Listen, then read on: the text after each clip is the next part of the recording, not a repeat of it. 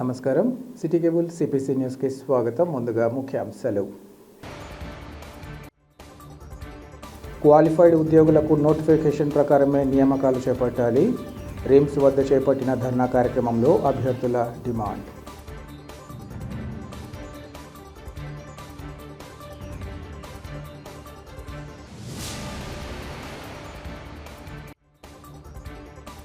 Congress party మానసపుత్రిక పోలవరం ప్రాజెక్టును పాలకులు నిర్లక్ష్యం చేయడం తగదు.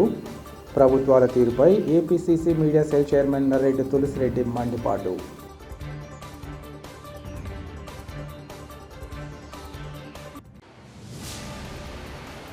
కడప రిమ్స్లో నిరుద్యోగ యువకులు ఆందోళన కార్యక్రమాన్ని చేపట్టారు. ఈ సందర్భంగా వారు మీడియాతో మాట్లాడుతూ గత ప్రభుత్వం కడప రిమ్స్, పులివెందుల మెడికల్ కళాశాల, Kadapa cancer institute, mental health ఇన్స్టిట్యూట్కు సంబంధించి ఉద్యోగాల నోటిఫికేషన్ గత సంవత్సరం డిసెంబర్ 14వ తేదీన విడుదల చేశారన్నారు. వారంతా క్వాలిఫికేషన్ బట్టి పలు విభాగాలకు సంబంధించి పోస్టులకు రకరకాలుగా దరఖాస్తు చేసుకున్నారన్నారు. సుమారు 200 మందికి పైగా అప్లై చేసినట్లు వారు తెలిపారు. మార్చి 11వ తేదీన సెలెక్షన్ లిస్ట్ ఇచ్చారని, సర్టిఫికేట్ వెరిఫికేషన్ అయిపోయిన తర్వాత ఉద్యోగం ఇవ్వకుండా కాలయాపన చేసి ఇప్పుడు ప్రభుత్వం మారింది, ఉద్యోగం లేదంటూ అధికారులు చెబుతున్నారని అన్నారు. తమకు న్యాయం చేయాలని, లేకుంటే పెద్ద ఎత్తున ఆందోళన చేస్తామని వారు హెచ్చరించారు.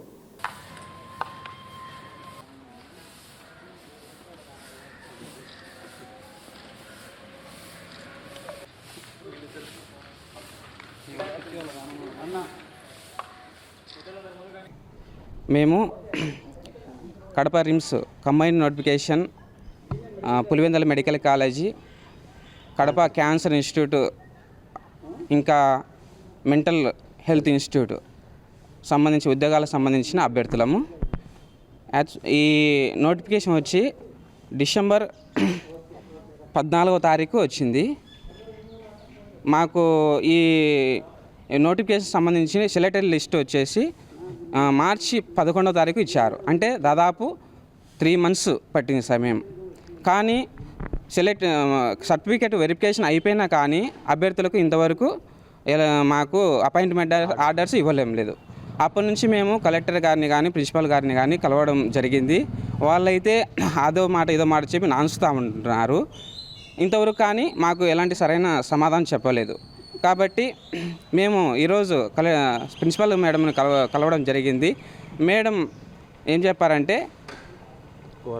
గవర్నమెంట్ మారడం వల్ల మాకు ఆర్డర్స్ రావడం లేదని తెలియజేయడం జరిగింది. కాబట్టి దాదాపు ఈ రిక్రూట్మెంట్ నోటిఫికేషన్ వచ్చి 6 months అవుతుంది.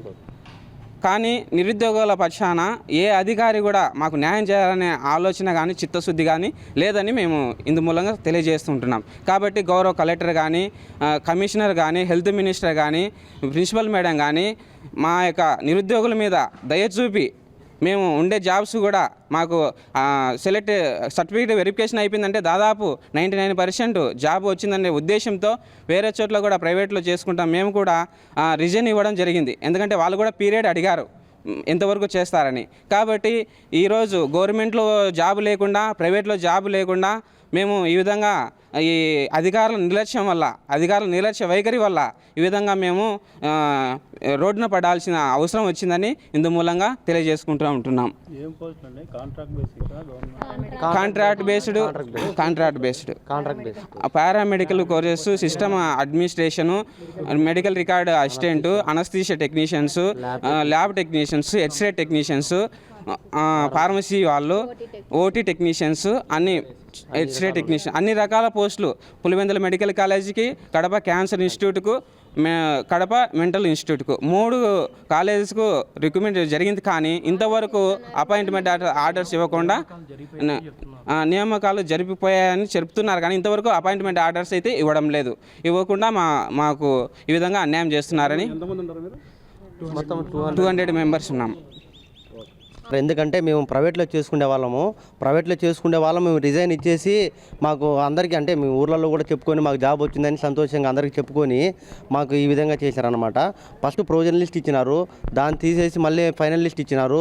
2-3 సార్లు పెట్టినారనమాట. 2-3 సార్లు పెట్టి తర్వాత మళ్ళీ మేము సెలక్షన్ లిస్ట్ ఇస్తామని చెప్పేసి సెలక్షన్ లిస్ట్ ఇచ్చారు. తర్వాత కూడా మేము అందరం సెలక్షన్ అయిపోయినాం అనమాట. అయిపోయిన తర్వాత మళ్ళీ ఏం చెప్పినారు, లేదులేండి మీకు ఎలక్షన్స్ కోడ్ పడింది, ఎలక్షన్స్ కోడ్ అయిపోయిన వెంటనే మీకు ఆర్డర్ ఫామ్స్ ఇస్తామని చెప్పేసి అన్నారు. ఎలక్షన్స్ అయిపోయిన తర్వాత వెళ్ళేసి మళ్ళీ అడిగినా మేము కలెక్టర్ గారిని అడిగితే లేదు ఇప్పుడు గవర్నమెంట్ మారిపోయింది అనమాట, మీకు కొత్త గవర్నమెంట్ వచ్చింది కాబట్టి మళ్ళీ వేరే విధంగా వేస్తే మేము మళ్ళీ తర్వాత చెప్తాము, ఇప్పటికైతే ఏం లేదని చెప్పేసి అన్నిట్లు అంటున్నారు. మాకు న్యాయం జరగాలని మేమందరం కోరుకుంటున్నాం సార్. రాయలసీమ అనేది ఫ్యాక్షన్ కాదని, అక్కడి వాళ్లలో స్వచ్ఛమైన ప్రేమ ఎలా ఉంది అనే పద్మవ్యూహంలో చక్రధారి అనే సినిమాలో చూపించడం జరిగిందని director Sanjay Reddy, hero Praveen Raj Kumar, heroine Shashika టికాలు పేర్కొన్నారు. కడపలో వారు మీడియా సమావేశంలో మాట్లాడుతూ హీరో ప్రవీణ్ రాజ్ కుమార్ నిజానికి రాయచోటిలో డాక్టర్గా ఉంటున్నారని తెలిపారు. రాయలసీమ అనేది బాంబులు వేయడం, నరుక్కోవడం లాంటిది కాదని, వారిలో స్వచ్ఛమైన ప్రేమ ఉందనేది తమ సినిమాలో చూపామన్నారు. కడప జిల్లాలోని పులివెందుల, బలపనూరు, కొరగుట్లపల్లి, కొన్సునూరు, అంకాలమ్మ గూడూరు ప్రాంతాలలో షూటింగ్ చేశామన్నారు. ఈ నెల 21వ తేదీన సినిమా విడుదలవుతుందని ప్రతి ఒక్కరూ చూసి ఆశీర్వదించాలని వారు కోరారు. వీసీ క్రియేషన్స్ బ్యానర్ అండి. ప్రొడ్యూసర్ రామరాజు గారు, నా పేరు సంజయ్ రెడ్డి, నేను డైరెక్టర్ని. ప్రవీణ్ రాజ్ కుమార్ హీరో, శశికా టిక్కు హీరోయిన్లు, ఇంకా ధనరాజు, మధునందను, భూపాల్ రాజు, అశూరెడ్డి, మన రూపాలక్ష్మి, డీజే టిల్లు ఫాదరు, ఇలాగా ప్యాడింగ్తో చేశామండి. సినిమా 21st రిలీజ్ అవుతుంది. రాయలసీమ బ్యాక్డ్రాప్లో ప్యూర్ స్వచ్ఛమైన లవ్ స్టోరీ చేశాము. చూడండి, ఆశీర్వదించండి. కడపలో మొత్తం అంత పులివెందుల అండి. పులివెందుల సైడ్ బలపనూరు, కోరంగుట్టపల్లి, మన కసనూరు, అంకాలమ్మ గూడూరు, కసనూరు, ఇవన్నీ ఆ చుట్టూ సరౌండ్స్, పులివెందుల సరౌండ్స్. ఇంకా లవ్ ట్రాక్ వచ్చేసి హైదరాబాద్ బేస్ జరుగుతుంది కనుక ఒక 20% హైదరాబాద్లో షూట్ చేసామండి. మొత్తం మన సినిమాలో ఒక 4 సాంగ్స్ ఉన్నాయి. సువ్వి అని ఆల్రెడీ మొన్న 1 మిలియన్ క్రాష్ చేసింది. పుష్పలో శ్రీవల్లి పాడిన అతనే పాడాడు, జావేద్ అలీ. నెక్స్ట్ అందాల ఆకాశం అని చెప్పేసి ఇంకొక సాంగ్, దేవా వినవా అని ఇంకొక సాంగ్, నువ్వంటే నేనని, ఇలా 4 సాంగ్స్ ఉన్నాయి మన సినిమాలో. ఫుల్ ప్యాక్డ్ లవ్ ఎంటర్టైన్మెంట్ అండి. హ్యాపీగా ఎంజాయ్ చేస్తారు. ఇది మొత్తం అంతా 35 days షూట్ అయిందండి. మొత్తం ఇటు సైడే మన పులివెందుల్లోనే 20 రోజులు చేసుకున్నాం సరౌండ్స్లో. మిగతా 15 days హైదరాబాద్లో చేసాం. నాకు తెలుగు కొంచెం వస్తుంది. So I will speak little bit Telugu and mix English. So June 21కి పద్మవ్యూహంలో చక్రధారి రిలీజ్ అవుతుంది. తప్పకుండా చూడండి, మర్చిపోకండి. నీ క్యారెక్టర్ సో నా క్యారెక్టర్ పేరైన Satya. She is very cute bubbly girl. And నా father Murali sir already play చేస్తున్నాను. And it's very interesting to see like how Satya plays a part, like she loves her father as well and love interest Chakri also. So you will feel like how she is managing love between father and Chakri. So it is very interesting to say. So తప్పకుండా చూడండి June 21కి పద్మవ్యూహంలో Chakradhari. Thank you అండి. నా పేరు ప్రవీణ్ రాజ్ కుమార్. నేను డాక్టర్ని. రాయచోట్లో hospital ఉంది, అమరావతి హాస్పిటల్. నేను ఇక్కడ రిమ్స్లో ఎంబీబీఎస్ చేశాను. తర్వాత కాస్మెటాలజీ చదివాను. ఎంబీబీఎస్ ఉన్నప్పుడే నాకు ప్యాషన్ ఉండేది మూవీస్ మీద, యాక్టింగ్ చేయాలి అని. తర్వాత హాస్పిటల్ ఎస్టాబ్లిష్ చేసిన తర్వాత మూవీ ఇప్పుడు వెళ్దాము యాక్టింగ్ చేద్దాం అనే దాంతో ఫస్ట్ సినిమా తీశాను, పద్మవ్యూహంలో చక్రధారి. మూవీ పేరు పద్మవ్యూహంలో చక్రధారి. అందరిని ఇక్కడ నుంచి హైదరాబాద్ వెళ్ళి అక్కడ మంచి మంచి ఆర్టిస్టులందరినీ పట్టుకొని, ఇక్కడ మన డైరెక్టర్ గారిది ధర్మవరం, అనంతపురం, రైటర్ది వచ్చి తాడిపత్రి, తర్వాత మన ప్రొద్దుటూరు మహేష్ విట్టా చేశాడు, కడప ప్రేక్షి, వీళ్ళంతా అబ్బా టీవీ హరి కానీ అనంతపురం నుంచి, అంటే మన ఏరియా వాళ్ళు. తర్వాత బయట Ashureddy, Bhupal Raju, DJ Tillu father Madhunandan, DJ Tillu father, తర్వాత మధునందన్ గౌడు, 90s కిడ్ రోహన్, వీళ్ళందరినీ ఒక మంచి ప్యాడింగ్ తీసుకొని ఒక మంచి సినిమా. అంటే ఇది రాయలసీమ బ్యాక్డ్రాప్లో ఇన్నాళ్ళు మనము ఈ బాంబులు కానీ ఈ ఫ్యాక్షనిజము, ఇవి రాయలసీమ అంటేనే సినిమాలో ఒక ఇది చూపించేవాళ్ళు అనమాట. కానీ ఈ రాయలసీమ, ఈ రాతి గోడల మధ్య కూడా స్వచ్ఛమైన ప్రేమలు ఉన్నాయి అనేది ఈ సినిమాలో చూపించే ప్రయత్నం చేశాం. మంచి love story, 2 generations love story అండి. అలాగే మన ఏరియాలో చూపించేటప్పుడు మన ఏరియాలోనే తీద్దామనే దాంతోనే పులివెందుల, కస్నూరు, బలపనూరు, అంకాలమ్మ గూడూరు, కోరంగుట్టపల్లి, ఈ ఏరియాలోనే 70% షూట్ ఇక్కడే చేసాము. 70 to 80% షూట్ ఇక్కడే చేసాము. తర్వాత సాంగ్స్ అంతా హైదరాబాద్లో చేసాము. 35 రోజులు షూటింగ్ జరిగింది. పెద్ద పెద్ద ల్యాబ్లో ఇక్కడి నుంచి వెళ్ళి ప్రసాద్ ల్యాబ్లో పోస్ట్ ప్రొడక్షన్ కానీ అంతా కూడా కంప్లీట్ చేసుకొని సెన్సార్ కార్యక్రమాలన్నీ పూర్తి చేసుకొని ఈ నెల 21వ తారీఖు రిలీజ్కి మీ ముందరికి వస్తున్నామండి. మీ రాయచోటి ప్రాంతంలో పుట్టి పెరిగాను, ఇక్కడే చదువుకున్నాను, మన ఏరియా వాళ్ళం చేశామంతా కూడా. నన్ను దయచేసి సహకరించి దీనికి మీ వంతుగా దీన్ని జనాల్లోకి తీసుకెళ్ళి మాకు పూర్తిగా మీ సహకారం అందించాలని కోరుకుంటున్నానండి. పోలవరం ప్రశ్నార్థకం కావడం దురదృష్టకరమని APCC media cell chairman Narreddy Tulasireddy అన్నారు. వేంపల్లెలోని ఆయన స్వగృహంలో ఏర్పాటు చేసిన మీడియా సమావేశంలో మాట్లాడుతూ మోదీ ప్రభుత్వ నిర్లక్ష్యం, చంద్రబాబు జగన్ ప్రభుత్వాల అసమర్థత ఇందుకు కారణమన్నారు. పోలవరం బహుళార్థక సాధక జాతీయ ప్రాజెక్ట్ అని, పోలవరం కాంగ్రెస్ పార్టీ మానసపుత్రిక అని అన్నారు. కాంగ్రెస్ పార్టీ అధికారంలోకి వచ్చి ఉంటే ఎప్పుడో పూర్తి అయి ఉండేదని ఈ సందర్భంగా చెప్పారు. కేంద్రం నిధులు ఇవ్వని కారణంగా నిర్వాసితుల సమస్యలు పరిష్కారం కాలేదని అన్నారు. ఈ కారణంగా అప్పర్ కాపర్ డ్యామ్ సకాలంలో పూర్తి కాలేదని, 2020లో వచ్చిన వరదలకు డయాఫ్రామ్ వాల్ దెబ్బతిందని అన్నారు. ప్రధాన డ్యాం కట్టాల్సిన స్థలంలో పెద్ద గొయ్యిలు ఏర్పడ్డాయని, బండ్ కృంగిపోయిందని అన్నారు. ఇప్పటికైనా కేంద్ర రాష్ట్ర ప్రభుత్వాలు సాంకేతిక, ఆర్థిక ఇబ్బందులను పరిష్కరించి వీలైనంత త్వరగా పూర్తి చేయాలని కాంగ్రెస్ పార్టీ కోరుతోందని ఆయన తెలిపారు. రాష్ట్రానికి వరప్రసాదిని కావలసిన పోలవరం బహుళార్థ సాధక ప్రాజెక్టు ఇది ప్రశ్నార్థకం కావడం అనేది చాలా దురదృష్టకరం, చాలా బాధాకరం. తిలా పాపం తలా పిడికడు అన్నట్లు దీనికి కారణం గత 10 సంవత్సరాలుగా కేంద్రంలో అధికారంలో ఉన్న మోడీ ప్రభుత్వం, 2014 నుంచి 2019 వరకు రాష్ట్రంలో ఉన్న చంద్రబాబు ప్రభుత్వం, 2019 నుంచి 2024 వరకు రాష్ట్రంలో అధికారంలో ఉన్న జగన్ ప్రభుత్వం, ఈ 3 ప్రభుత్వాలు దీనికి కారణం. ఇది బహుళార్థ సాధక ప్రాజెక్ట్. ఈ ప్రాజెక్టు పూర్తయితే 7,20,000 ఎకరాల కొత్త ఆయకట్టుకు సాగునీరు అందుతుంది. 10,13,000 ఎకరాలకు స్థిరీకరణ జరుగుతుంది. 540 గ్రామాలకు త్రాగునీరు, విశాఖపట్నానికి త్రాగునీరు, విశాఖ ఉక్కు కర్మాగారానికి నీరు, 960 మెగావాట్ల జల విద్యుత్ ఉత్పత్తి, గోదావరి కృష్ణా నదుల అనుసంధానం, 80 టీఎంసీల గోదావరి జలాలు కృష్ణా డెల్టాకు మళ్లించడం, జల రవాణా, ఈ విధంగా బహుళ ప్రయోజనాలను దృష్టిలో పెట్టుకొని ఈ బహుళార్థ సాధక ప్రాజెక్టుగా పోలవరంను రూపొందించడం జరిగింది. ఇది కాంగ్రెస్ పార్టీ మానసపుత్రిక. 1980లో నాటి కాంగ్రెస్ ముఖ్యమంత్రి అంజయ్ గారు శంకుస్థాపన చేశారు. తర్వాత 2004 వరకు పనులు ప్రారంభమే కాలేదు. 2004 జూలైలో కాంగ్రెస్ ముఖ్యమంత్రి రాజశేఖర రెడ్డి గారు దీనికి అడ్మినిస్ట్రేటివ్ శాంక్షన్ ఇవ్వడం జరిగింది. 2004 నుండి 2014 వరకు రాష్ట్ర బడ్జెట్ నుండి 5,136 కోట్ల రూపాయలు ఖర్చు చేయడం జరిగింది. ఓవరాల్ ప్రాజెక్టు 32% పూర్తయింది.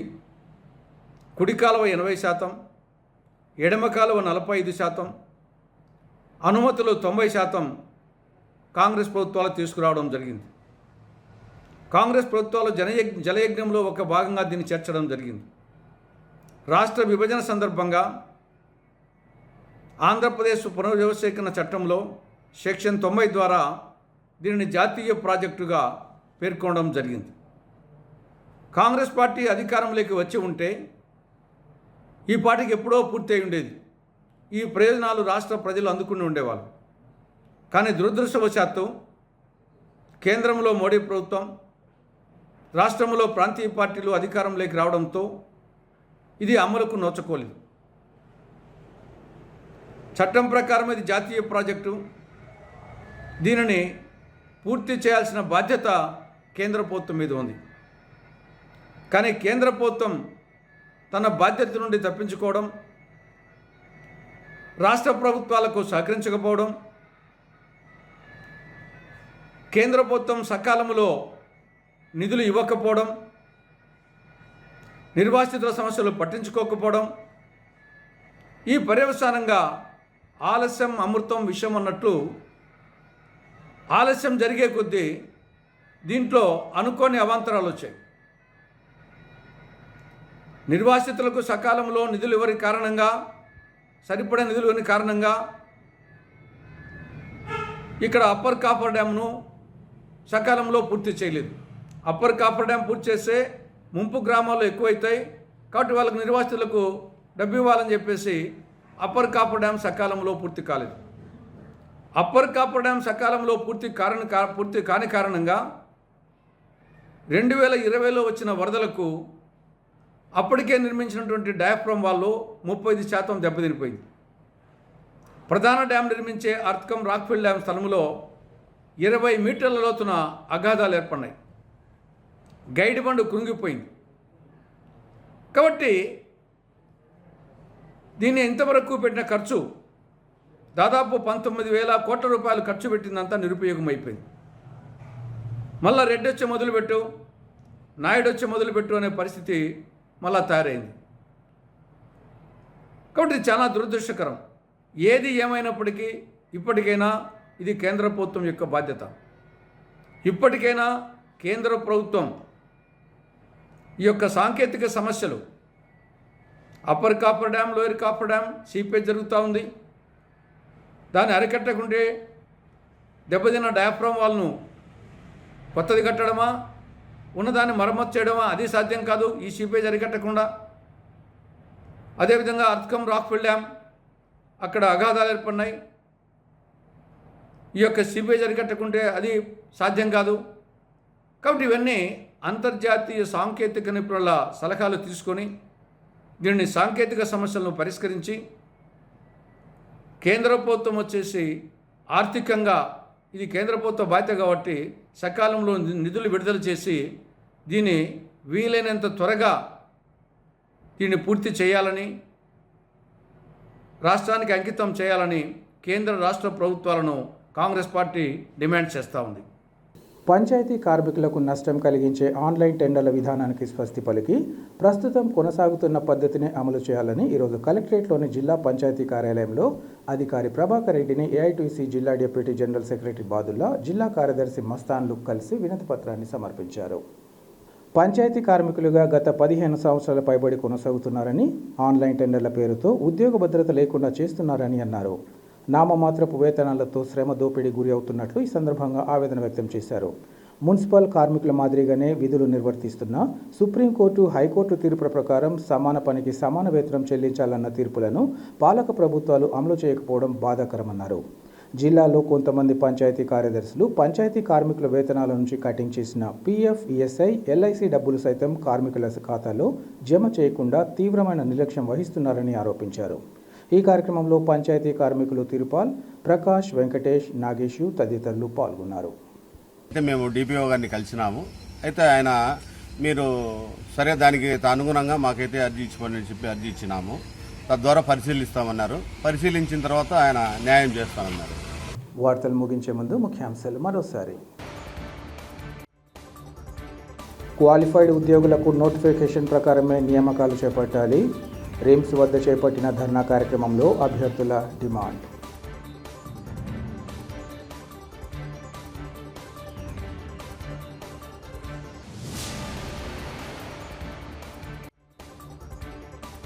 కాంగ్రెస్ పార్టీ మానసపుత్రిక పోలవరం ప్రాజెక్టును పాలకులు నిర్లక్ష్యం చేయడం తగదు.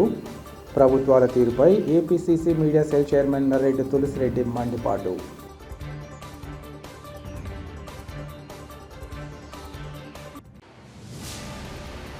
సిటీ కేబుల్ సిపిసి న్యూస్ ఇంతటితో సమాప్తం. నమస్కారం.